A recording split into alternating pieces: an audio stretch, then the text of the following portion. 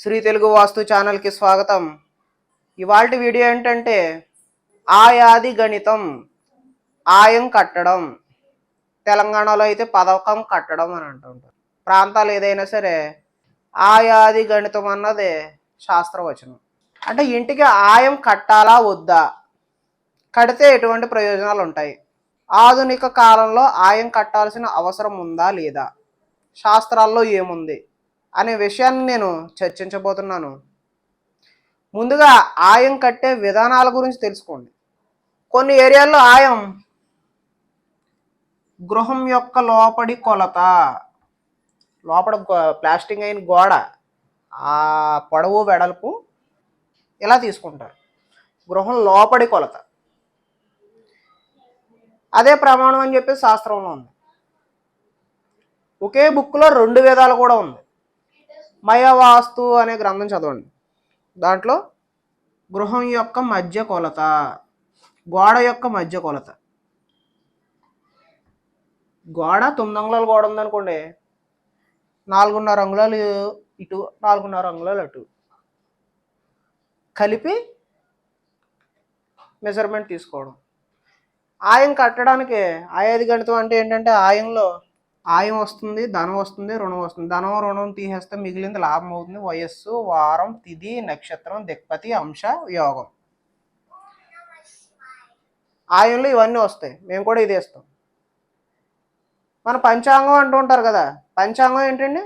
తిథి, వారం, నక్షత్రం, యోగం, కరణం. ఈ 5 పంచాంగాలు అంటారు. అలాగే వాస్తుకి ఇవన్నీ.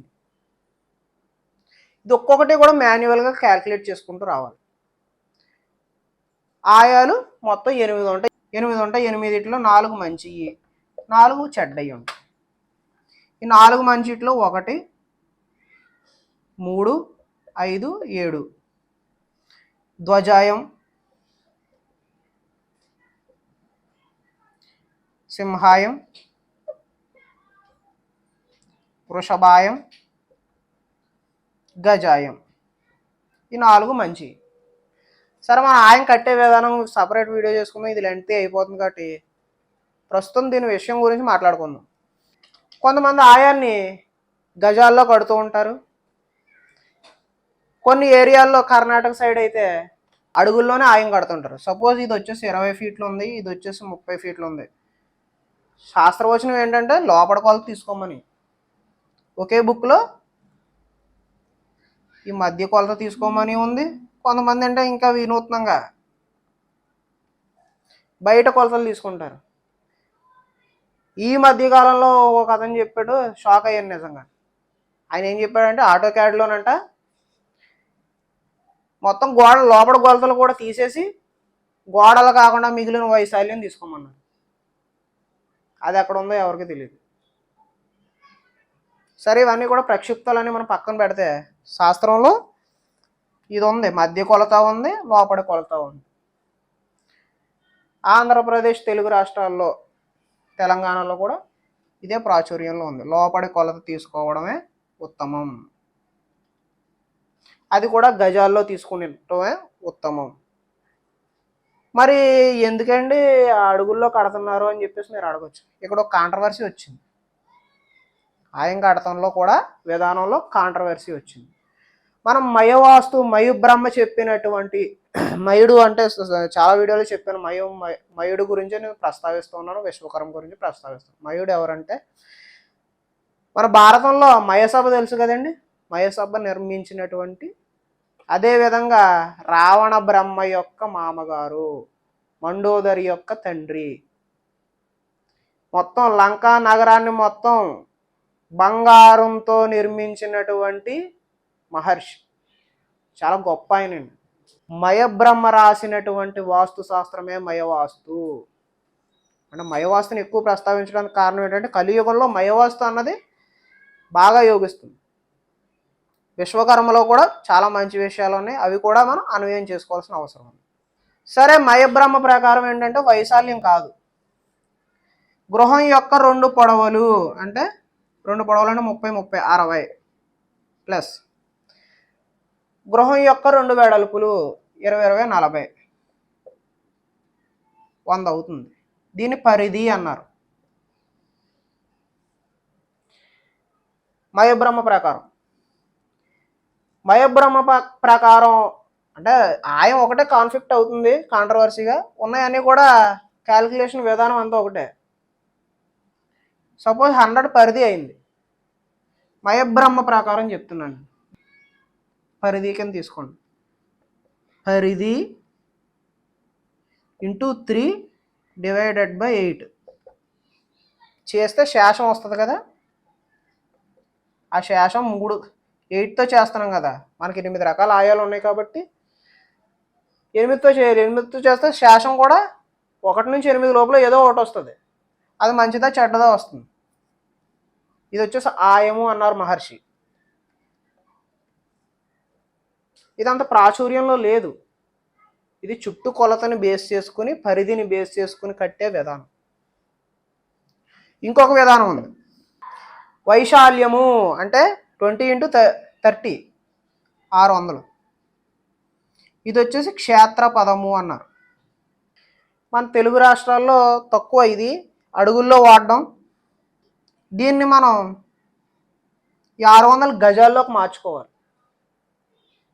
గజాల్లోకి మార్చుకుంటే వచ్చిన క్షేత్రపదం ఉందనుకోండి, దాన్ని ఇంటూ 9 డివైడెడ్ బై 8 చేస్తే వచ్చిన శేషం ఆయం. ఇది రెండో విధానం. మూడో విధానం కూడా ఉందండి. ఈ 600 ఉంది కదా, దీన్నే క్షేత్రపదంగా తీసుకుని, ఇది అడుగుల్లో ఉంది, గజాల్లో కన్వర్ట్ చేయకుండా సేమ్ ఫార్ములా. ఇది మూడో విధానం. ఇక్కడ కొలిచే విధానంలో కొంత కాంట్రవర్సీ ఉంది. సరే, మనం ఒకటి సెలెక్ట్ చేసుకున్నాం, అందరూ వాడేదే, ఇన్నర్ వాల్స్ కొలవాలి. రెండవది వచ్చింది మయబ్రహ్మ ప్రకారం పరిధి తీసుకుని కట్టే విధానం ఒకటే. ఒక శేషం వచ్చింది, ఇది ఒక ఆయం వచ్చింది. లేదు, గజాలు కన్వర్ట్ చేసుకుని అంటే వైశాల్యాన్ని గజాల్లో కన్వర్ట్ చేసుకుని ఇక్కడేమో ఇంటూ 3 అవుతుంది, ఇక్కడేమో ఇంటూ 9 అవుతుంది. వచ్చిన శేషం ఇది ఒక విధానం. మనం ఇలా గజాల్లో క్యాల్కులేట్ చేసినప్పుడు ఇంచుమించుగా 200 వరకు, అంటే ఒక గజం నుంచి 200 గజాల వరకు మనం ఏరియాని తీసుకున్నప్పుడు, అంటే లోపలికి వెళ్తాం, మరి గోడలు మనం 9 అంగుళాలు పెడతాం, అడుగు పెడతాం, దాన్ని బట్టి యాడ్ చేసుకోవచ్చు. మొత్తం ఇవన్నీ ఆయం, ధనం, రుణం, వయసు 60 సంవత్సరాలు దాటింది, ధనం కూడా ఎక్కువ ఉన్నది, ఆయం మంచి ఆయం వచ్చింది, వారం, తిథి, నక్షత్రం, దిక్పతి, అంశ, యోగం అన్నీ పెర్ఫెక్ట్గా ఉన్నదే. కేవలం 4-5 ఉంటాయండి.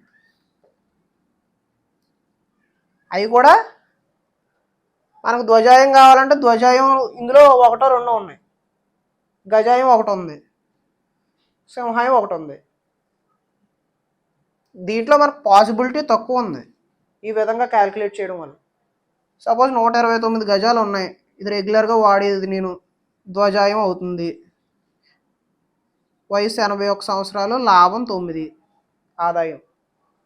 మొత్తం అన్నీ కూడా మనకు మంచివి వచ్చినాయి. అన్నీ మంచివి కావాలి మనకు, 100% వాస్తుకు కావాలన్నప్పుడు 129 గజాల ఆయం పెర్ఫెక్ట్గా సూట్ అవుతుంది. 129 గజాలు అంటే మనకి మెట్లు, సెట్ బ్యాక్స్ కాకుండా లోపలి కొలత 129 గజాలు రావాలి. అంటే మన స్థలం ఎంత ఉండాలండి?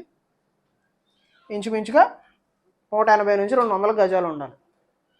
ఉంటే మొత్తం అంతా పెర్ఫెక్ట్గా ధ్వజాయంతో వస్తుంది. అంటే అది కూడా ధ్వజాయం వస్తుంది. ఆ ధ్వజాయం మళ్ళీ ఎవరెవరికి సూట్ అవుద్ది, ఎవరెవరికి సూట్ అవుతుంది, నేను ఆల్రెడీ వర్గులు వీడియో చేశాను, ఎవరైనా మిస్ అయితే ఐకార్డులు ఇస్తాను చూడండి, ఎవరికి ఏది సూట్ అవుతుందని. ఆ ధ్వజాయం సూట్ అవ్వలేదు అనుకోండి, గజాయం వచ్చే కొలత ఎంత ఉన్నదో చూసుకోవాలి. 141 ఎంత ఉంది, వృషభాయం అనుకుంటుంది. ఇందులో పాసిబిలిటీ తక్కువ ఉంది కాబట్టి అడుగులలో ఆయం కట్టడం నిర్ణయించారు. ఇంకా అడుగుల్లోకి వచ్చేసరికి స్క్వేర్ ఫీట్లో మనం డైరెక్ట్గా ఇంకా గజాల్లో కన్వర్ట్ చేయకుండా కట్టేయడం. ఎక్కువ కర్ణాటకలో యూజ్ చేస్తూ ఉంటారు. ఇలాగా మనం అడుగుల్లో కట్టుకుంటే చాలా ఎక్కువ ఆయాలు వస్తాయి. ఇప్పుడు అడుగుల్లో క్యాల్కులేట్ చేసినప్పుడు మనకు ధ్వజాయం వచ్చిందనుకోండి, దాన్ని మనం గజాల్లో కన్వర్ట్ చేసుకున్నప్పుడు ధ్వజాయం రావాలని రూల్ ఏం లేదండి. ఏ ఖరాయమో, శ్వానాయమో, వేరే రాంగ్ ఆయం వచ్చే అవకాశం ఉంటుంది. కాబట్టి కట్టే విధానంలో కూడా కొంచెం కాంట్రవర్సీ ఉంది, చిన్న చిన్న కరెక్షన్స్ ఉన్నాయి. నేను ఇందాక చెప్పింది అంటే ఆయాది గణితం తప్పు కాదు, ఆయాది గణితం ఫాలో అవ్వద్దని కాదు. మనకు శాస్త్రంలో ఏముందంటే హస్తము అని ఉంది. హస్తము అంటే మనిషి యొక్క ఎత్తును బట్టి క్యాలిక్యులేట్ చేసేది. అది ఇంచుమించుగా అప్పటి కొలమానాన్ని అనుసరించి మన బ్రిటిష్ కొలమానంలోకి కన్వర్ట్ చేసి 36 అంగుళాలంటే ఒక గజము అని చెప్పి, ఆ గజానికి కొంచెం దగ్గరగా ఉందని గజ ప్రమాణం ఇవ్వడం జరిగింది. మనం గజాల ఆధారంగా ఆయం కట్టుకుంటే ఒకటి వస్తుంది, అడుగుల ఆధారంగా కడితే ఒకటి వస్తుంది. అది కూడా లోపలి కొలతలు కొలవాలా, మధ్య కొలతలు కొలవాలా, అదొక కాంట్రవర్సీ. అదేవిధంగా ఇంకా రిమైనింగ్ అన్నీ కూడా ఇంకా క్షేత్రపదం మీద డిపెండ్ అయి ఉంటుంది. క్షేత్రపదం గజాల్లో తీసుకుంటే ఒకటి వస్తుంది, అడుగుల్లో తీసుకుంటే ఒకటి వస్తుంది. ఇంకా దాన్ని బట్టి ఇంకా రిమైనింగ్ అన్నీ మారుతూ ఉంటాయి. నేనైతే గజాలని ప్రిఫర్ చేస్తున్నాను. సబ్జెక్ట్ చెప్పాలి కాబట్టి చెప్తున్నాను. నేను అయితే లోపల కొలతలు మాత్రమే అదే ప్రామాణికం అని నమ్ముతున్నాను నేను. ఇక్కడ రెండో కాంట్రవర్సీ వచ్చింది. అదేవిధంగా వాస్తు శాస్త్రంలో ఏముందంటే, ఇప్పుడున్న అపార్ట్మెంట్ కల్చర్ ఉంది కదా, అపార్ట్మెంట్ కల్చర్కి ఆయాది గణితం అవసరం లేదు. అదేంటది అపార్ట్మెంట్కి అవసరం లేదని ఎలా చెప్తున్నావు అని అడిగితే, మయబ్రహ్మ ఏం చెప్పారంటే, 16 ద్వారములు ఉన్నటువంటి గృహానికి, అంటే 16 ద్వారాల కంటే ఎక్కువ ఉన్నటువంటి గృహానికి ఆయాది గణితము అవసరము లేదు. అంటే అపార్ట్మెంట్లో 16 ద్వారాలు ఉంటాయండి. 2 ఫ్లాట్లు చూసుకుంటే ఒక్కొక్కటి 8, 8, 16 డోర్లు అవుతున్నాయి. ఆ పై ఫ్లోర్కి వెళ్ళేసరికి ఇంకో 16, ఆ పై ఫ్లోర్కి వెళ్ళి ఇంకో 16, అలా ఎన్ని ద్వారాలు చాలా ఎక్కువ అవుతుంది. అలాగ అపార్ట్మెంట్, అందుకనే నేను అపార్ట్మెంట్ కల్చర్కి ఆయాది గణితం అవసరం లేదు అని చెప్తున్నాను. ఆయాది గణితం కట్టించుకోండి, ఫాలో అయ్యేవాళ్ళు ఫాలో అవ్వండి. నేను వద్దన్నో శాస్త్రాన్ని తప్పుపట్టను. నేను కూడా ఆయాది గణితం ఆధారంగా ఇస్తాను అడిగేవారికి. కుదరని పక్షంలో నేనైతే చుట్టూ సందులు ఇస్తాను. సందులు ఇచ్చి ఎక్కువ వేస్ట్ అవ్వద్దండి, మాకు వీలైనంత వాస్తుకి ఇవ్వండి, ఆయాది గణితం అవసరం లేదంటే అలా కూడా ఇస్తాం. పాటించే వారికి ఇలా ఇస్తాం. అంటే స్థలం కొంచెం సెట్ బ్యాక్స్ అయ్యి ఎక్కువ వదలాల్సి వస్తుంది పెద్ద స్థలం అయితే. కుదిరినంత మట్టుకు అలా ఇస్తాం, కుదరకపోతే ఇలా ఇస్తాం. పాటించాలి అనే నియమం అయితే ఇప్పుడు ఆధునిక వాస్తులో అవసరం లేదని నా అభిప్రాయం. పోనీ సింగిల్ ఫ్లోర్ కాదు, మీరే 2-3 ఫ్లోర్లు వేసుకుంటున్నారు ఇంకో 16 ద్వారాలు దాటి ఉంటుంది కదా, అలాంటి సందర్భంలో కూడా అవసరం లేదు.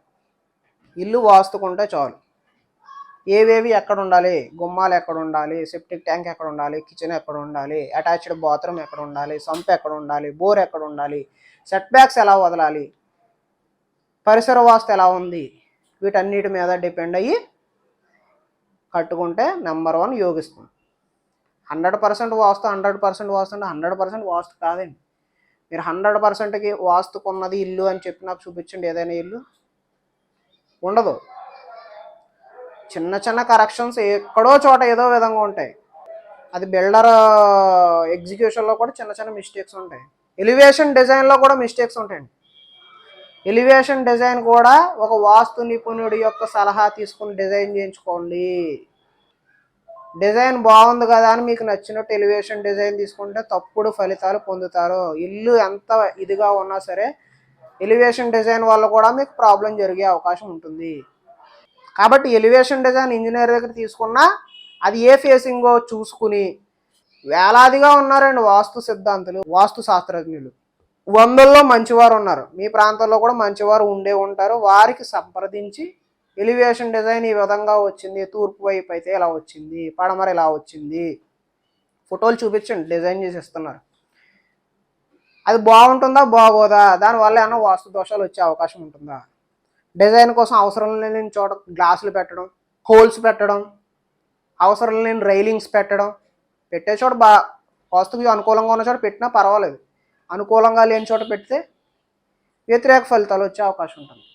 కాబట్టి ఇవన్నీ దృష్టిలో పెట్టుకుంటే అదంతా మనం తర్వాత మాట్లాడుకుందాం. ఆయాది గణితం కంక్లూజన్ వరకు వస్తే, పాటించేవారు పాటించండి, అవసరం లేదు అనుకున్నవారు వదిలేయండి. ఇల్లు వాస్తుకు ఉందా లేదా అనే విషయాన్ని మాత్రం గుర్తుంచుకోండి.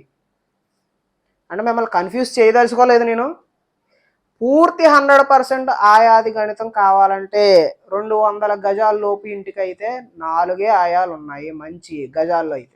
ఆ 4 ఏంటన్నది కూడా నేను రివీల్ చేసేస్తే అందరూ నాకు పడేడిస్తారు, ఎందుకంటే వ్యాపారం ఆగిపోద్ది. నా 4 ఆయాలకి సంబంధించి లోపల ఎక్స్టెండ్ ఎంత ఉండాలో నేను డీటెయిల్స్ ఇచ్చేసి, అవి ఎవరికి సూట్ అవుతాయి, ఏ వర్క్ వారికి సూట్ అవుతాయి, ఏ పేరు వారికి సూట్ అవుతాయి చెప్పేసి ఈ డీటెయిల్స్ అన్నీ ఇచ్చేసాను అనుకోండి, ఆయాది గణితం పేరు చెప్పి 5,000 10,000 ఛార్జ్ చేసేవారు వ్యాపారం పోతుంది. అంటే అన్నీ పర్ఫెక్ట్గా ఉన్నాయి, 4 5 ఉన్నాయి. ఈ దిక్పతి కానీ, అంశ కానీ, నక్షత్రం కానీ, వారం కానీ, యోగం కానీ ఇలా కొన్ని కాంప్రమైజ్ అయ్యేలా ఉన్నాం అనుకోండి, మనకు 100% రాదప్పుడు ఏవో కొన్ని కాంప్రమైజ్ అయ్యేలా ఉంటాయి, చాలా ఆయాలు ఉన్నాయి.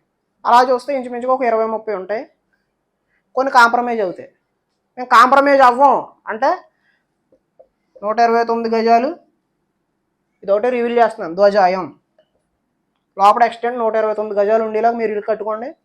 ఇంకా ఆయాది గణితం ఎవరి దగ్గర తీసుకోవడం అవసరం లేదు. 129 గజాలు దాన్ని స్క్వేర్ ఫీట్లో కన్వర్ట్ చేసుకోండి. కన్వర్ట్ చేసుకుని లోపల ఎక్స్టెండ్ అంత ఉండాలి, అలా ఉండేలా ప్లాన్ చేసుకోండి, మీకు బ్రహ్మాండంగా ఉంటుంది. చూడక్కల 81 సంవత్సరాల ఆయుర్దాయం, 9 లాభం, మొత్తం అన్నీ మంచిగా ఉన్నాయి, అన్నీ కూడా సూపర్ బ్రహ్మాండం. అందుకని నేను 129 ఎక్కువ ప్రిఫర్ చేస్తాను. ఆయాది గణితం పాటించకపోయినా ఎటువంటి ఇబ్బంది జరగదు. గౌరు వాస్తు అనే పుస్తకంలో అయితే అసలు ఆయాది గణితం గురించి రకరకాలుగా చెప్పారు. అంటే ఆయన విమర్శించాలని కాదు, ఆయన ఒపీనియన్, ఆయన దృష్టిలో. ఇప్పుడు కాంట్రవర్సీలు ఎలా వచ్చినాయండి, నేను చెప్పినవి ఒకే బుక్లో రకరకాలుగా ఉంది. దాంట్లో ఏది ప్రమాణంగా తీసుకోవాలంటే దాని గురించి కూడా మనకు ఒక బుక్లో ఉంది, విశ్వకర్మ ప్రకాశికలో. స్లైడ్ వేస్తున్నాను చూడండి. ప్రాజ్ఞుడగు స్థపతి ఆయా దేశ కాలానుగుణ్యముగు పద్ధతిని గ్రహించి ఆయాధికమును సాధింపవలయను. ముఖ్యముగా మయమతము గాని కాళిదాస మతము గాని అనుసరించుట ఆంధ్రప్రదేశ్ ప్రజలకు శుభప్రదమగుచున్నది. అర్థమైంది కదండి. అంటే ఎక్స్పీరియన్స్ ఉన్నటువంటి స్థపతి ఎవరైతే ఉన్నారో, అంటే వాస్తు కన్సల్టెంట్ ఎవరైతే ఉన్నారో, దేశకాల ప్రాంత అనుగుణముగా, అంటే ఏ ప్రాంతంలో ఏది వాడుతున్నారు, కాలానుగుణంగా స్థపతి ఏది ఫైనల్ చేస్తే అది, ఆ స్థపతి గజాల్లో ఫైనల్ చేసి మీకు ఇచ్చాడంటే చీటు అది, అడుగుల్లో చేసి ఇచ్చాడంటే అది. ఆ రైట్స్ అనేవి వాస్తు శాస్త్రం స్థపతికి మాత్రమే ఇచ్చింది. స్థపతి గజాల్లో కట్టిస్తే గజాల్లోనే, అడుగుల్లో కట్టిస్తే అడుగుల్లోనే చూడాలి. నాకు అడుగుల్లో కట్టిచ్చారు కదా, దాన్ని నేను గజాల్లో కన్వర్ట్ చేస్తే నాకు ఆయం రావట్లేదు కదా, వేరే ఆయం వస్తుంది కదా, అది కాదండి. స్థపతి రాసి ఇచ్చాడంటే అదే ఫైనల్. స్థపతికి ఆ అధికారం ఇచ్చింది. స్థపతి ఏ రకంగా కాలానుగుణంగా, మారుతున్న కాలానుగుణంగా, ప్రాంతాల అనుగుణంగా, ఎవరు ఏ ఏరియాలో ఏది పాటిస్తే దానికి అనుగుణంగా స్థపతి ఇస్తాడు. స్థపతి ఇచ్చింది ఫైనల్. ఆ రైట్స్ వాస్తు శాస్త్రం స్థపతికి ఇచ్చింది. కాబట్టి దీని గురించి ఎవరో బెంగ పెట్టుకోవద్దు, ఎవరో కూడా అధైర్యపడవద్దు, అనుమానాలు వ్యక్తం చేయొద్దు.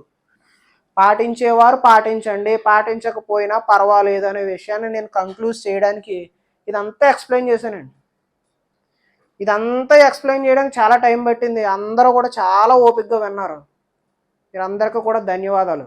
అంటే విషయం చెప్పాలి కాబట్టి ఏమేమి విధానాలు ఉన్నాయి, ఏ రకంగా క్యాలిక్యులేట్ చేయాలి, దీని అవసరం ఉందా లేదా అని చెప్పాలి కాబట్టి నేను చెప్పాను. నేను మీ అశోక్ రెడ్డి, వాస్తు కన్సల్టెంట్. ధన్యవాదాలు.